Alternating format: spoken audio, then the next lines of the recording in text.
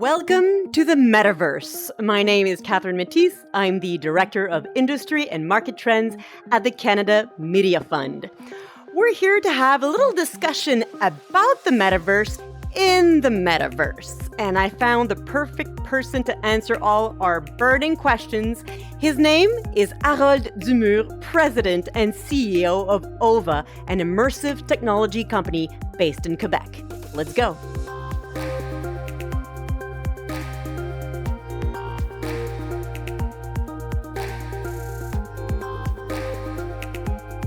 Hi, Harold. Thank you so much for having us in your metaverse here.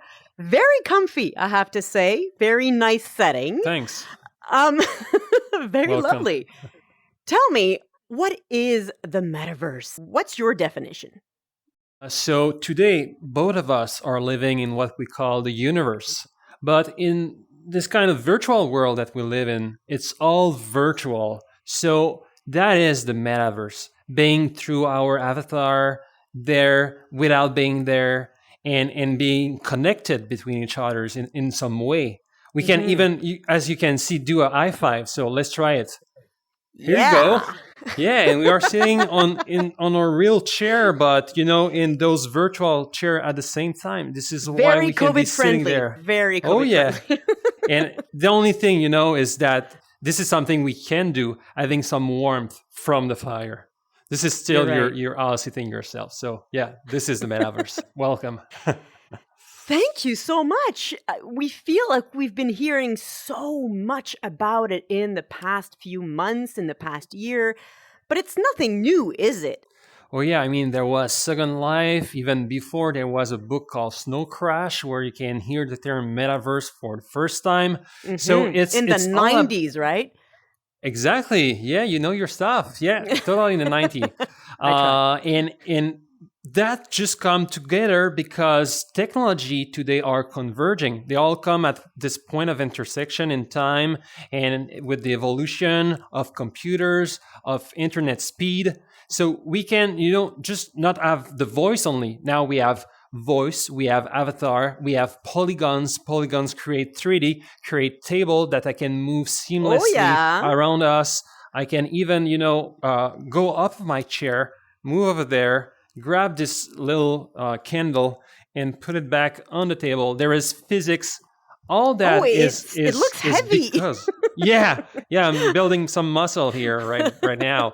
But yeah, I mean, joke aside, it's all due to improvement in internet speed and computer graphic processor unit. So that's why we can enjoy such a paradigm shift. And do you remember the first time you experienced the metaverse? What was it like? Oh, I will always remember it because once you're in it, as you can right now feel it, you lost, times and you lost like the feeling of your space. I mean, in reality, not in virtual. And, just before we jump in and start talking, almost put my real controller on this fake table so it will just drop on the ground.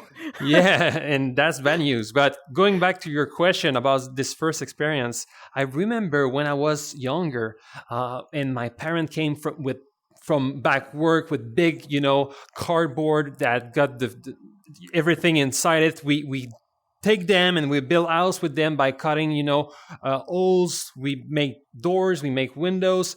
So when I jump in my first VR experience, I try to do my own treehouse in some kind of way and be inside it. So I have this kind of inner child living back through these virtual memories. So that was what blew my mind. Well, it's very, very cozy here. I'd love to visit the rest of this metaverse. Oh, of course. So let me take that and we'll go to the kitchen, actually.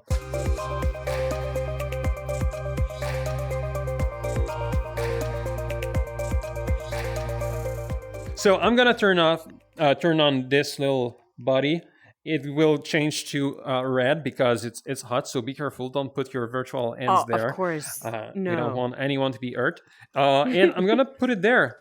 And as you can see, start moving. So this is the interaction I was talking earlier. And if you move closer, you can listen and you will hear the pop of the popcorn. But Oh, since everything yeah. is a simulation, it's virtual, we cannot eat it. So we'll Oh, just no, remove it I'm because hungry now. I'm so sorry. Can I grab these utensils? Oh no, I'm on Yeah, top of the yeah. counter. I'm sorry.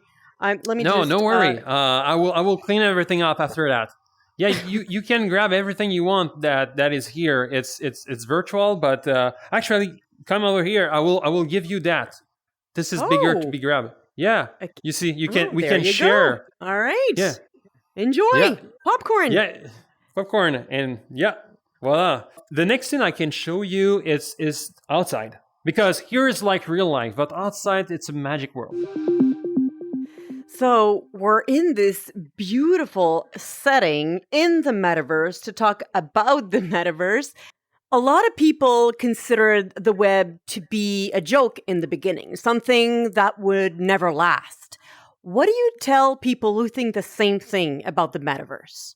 I remember the same people from the web were the same people that didn't know what to do with an iPad or an iPhone, So it's always about user adoption, and that adoption comes from testing the technology, going inside it and living it. Because if you never try VR, or if you never try an immersive or 3D experience, even more, you will not understand what it can bring to you in terms of not only fun, and entertainment and storytelling and all that stuff, but also on the way that iPad gives people a productivity tool.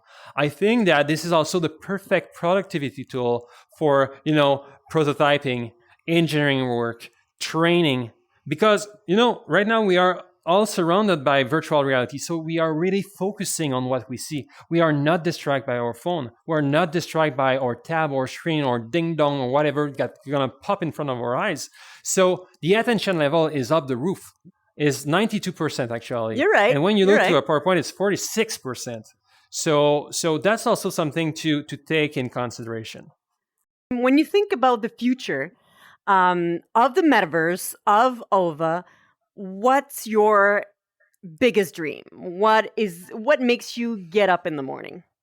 The dream will be that people use a software such as ours, TellerX, 2 times a day, and that's minimum. So they are living and they are recurringly returning to it and creating and sharing experience. So this is what make me wake up every day, building that. So working, learning, and obviously getting entertainment in the metaverse. What could the future of entertainment look like in the metaverse? Yes, entertainment is what? Is storytelling. When you watch a movie on Netflix, you are given a big story full of action. So think about, the books that we used to read where we can be our own heroes. You will choose a path and it will be different for someone else.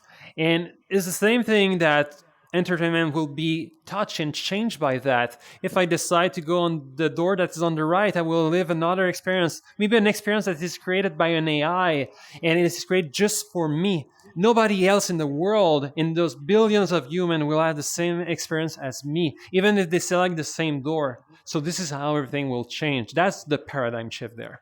What a great way to end this conversation in the metaverse. I mean, thank you for taking us to summer a little bit. It Yes. actually feels even a little warmer than the other setting. Thank you for everything. Thank you for what you're doing and for these Thanks. explanations. I'm sure there are very many of us who've never experienced the metaverse who are going to do so for the first time in 2022. So Yeah. enjoy. Thank you. Thank Bye. you so much.